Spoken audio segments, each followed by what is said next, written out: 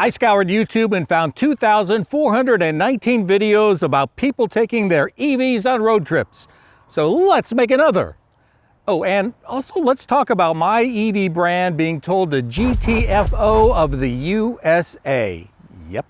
My EV is a 2024 Polestar 2 dual motor with the Pilot and Plus package and an advertised range of 276 miles. The route I'll be taking is a 613-mile trip to see family and will obviously employ a 3-stop strategy. All right, 0900. Hopefully metro rush hour traffic has died off. I've got about 85% charge, 700 miles to my destination. It's not dark out. I'm not wearing sunglasses, but let's hit it. I followed guidance on EV forums and kept the speed to under 70 and used the drafting strategy whenever possible thanks to some of our truck driving friends. It seemed to work because along the way Google Maps guidance moved my suggested first stop from west of Chattanooga to just east of Nashville. Well, segment 1 was a big success. I'm about 208 miles into the trip right now with about 23% battery when I pulled in here to this Tesla supercharger in Murfreesboro, Tennessee. This was a 29-minute stop to recharge and get lunch, and up to 80% charge, I was off again. And again, Google Maps sent me farther down the road to a stop north of Evansville, Indiana. The Polestar is at another Tesla charging station. I was routed here by using the Google Maps app in the Polestar, and it said I would get here after about 200 miles with 11% battery. I ended up getting here with about 23% battery. I would then drive off into a gorgeous sunset, heading into my third and final stop in southern Illinois. The 3-stop charging strategy worked perfectly. And charging spot number 3 of the day is the end of the day here at this, again, Tesla supercharger. Came in with about 45% on the battery. I'm gonna call it a night. All right, time to head back home. It's going to be an interesting trip because it is 25 degrees out. A little bit of snow fell last night. And I've got a little indicator on the front dash of the car that says because of the cold weather, the performance will be impacted. Well, cue the foreboding music because at this point I had no idea what was coming down the road. Suddenly, so suddenly I wasn't recording, the Maps app demanded I get off the interstate in the middle of nowhere. And just a few blocks off the highway, I got a glimpse into why.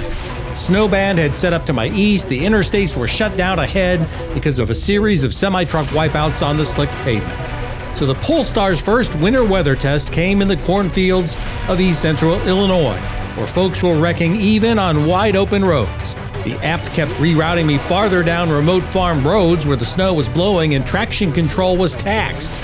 Once finally back on the interstate heading south, the wrecks were everywhere, and it may be a bit hard to see, but a northbound car slid off into the median in front of me, and for a second I worried it might come all the way over and evasive maneuvers would have been tricky. Finally, it was time to charge again. Well, that was an interesting segment, going through the driving snow and icy roads, and there were cars off everywhere. I'm about what should be an hour and a half into my journey. It really took about 2.5 hours with all the slow going through the detours. I think Google Maps tries to get you around the detours. The interstate was clearly closed because of the icy weather, not knowing though that the back roads were even worse shape. So it was quite the journey to get here. The Polestar did great. Came in here with 17% battery charge. It tried to route me to an Electrify America spot just down the road here, but that app would not take my payment method for some reason. It's the same payment method I'm using with Mr. Tesla here. So we're charging up. We'll get back on the road once again. It didn't take any math to figure out the cold weather really did affect battery performance. My range was down significantly and it seemed to take longer to charge as well. Day number 2, stop number 2, out of the snow zone finally, thank goodness, but it's still in the 30s. And finally at an Electrify America spot. It took my payment method here in Kentucky, so we're charging up to 85%, hitting the road. It warmed up slightly the farther south I made it. I never was in the mood during this trip to really push to see how far I could go, and the app seemed to like me to hit a charging station anywhere between 15 and 25%. Stop number 7 on this trip brings us back to the Tesla superchargers at Murfreesboro, Tennessee. I like this one. By a Target and some fast food restaurants. We are at 25% charge right now. We're going to go up to at least 85, I think, to get to our next destination. With the strange and cold journey home, my 3-stop strategy became a 4-stop strategy, but at least the last stop was entertaining. And welcome to Buc-ee's, part Walmart, part gas station, part amusement park, and home of a Tesla supercharger. I left the final 40-minute stop with a brand new Buc-ee's hat and some beaver nuggets, and I felt even better about the day, having survived an eventful snow event. Road trip number 1 a success.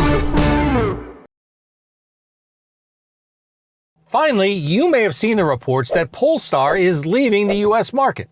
The federal government is concerned about too much Chinese technology embedded in these vehicles. They've told Polestar to get out. It's something called the Connected Vehicle Rule. Polestar is essentially the EV arm of Volvo, which is a Swedish-based company. However, that company is owned by the Geely Corp, which is a Chinese-based company. And the federal government is concerned that the Chinese government could force companies that operate in their country to share user data, intelligence, or somehow compromise this vehicle's security. In full disclosure, the badge shows that this car was assembled in China. Be that as it may, there's no actual evidence that the Chinese government has been gathering data through these vehicles or could potentially make them into some sort of disruptive influence at their will. And let's be honest, the amount of companies based in the U.S. that gathers data on us on a daily basis, and sometimes at an intricate level, is pretty astounding. And if you Google flock safety, and if you live in a metropolitan area as I do, your government may be tracking your vehicle's movements throughout the community, as mine is. So the privacy concerns on that level seem a bit disingenuous. And oddly, even though some Volvo models contain the same technology as this Polestar, apparently Volvo's okay to continue operating in this country. Personally, I'm not worried about these developments based on my own user experience with the Polestar. I think we'll be just fine, but I'm worried about the bigger picture. This seems like being arrested for a crime that authorities think that I might eventually commit. And after all, we're a free market economy, and I'm worried that this country likes to view itself as the most technologically advanced and innovative in the history of this planet, that we're ceding this technology to others. There we go. I follow a travel blogger who was recently in Tajikistan, where the roads were clogged with EVs, especially Chinese-made green and white taxis that were EVs. And you know that country, because of that, is developing the infrastructure to handle that. And the Chinese automakers are making advancements almost daily on battery technology, range, and charging that seemingly is leaving us behind. And I'm worried about future generations because of that. But in the meantime, I will enjoy this car. I've been on a couple of other road trips, and so far, so good.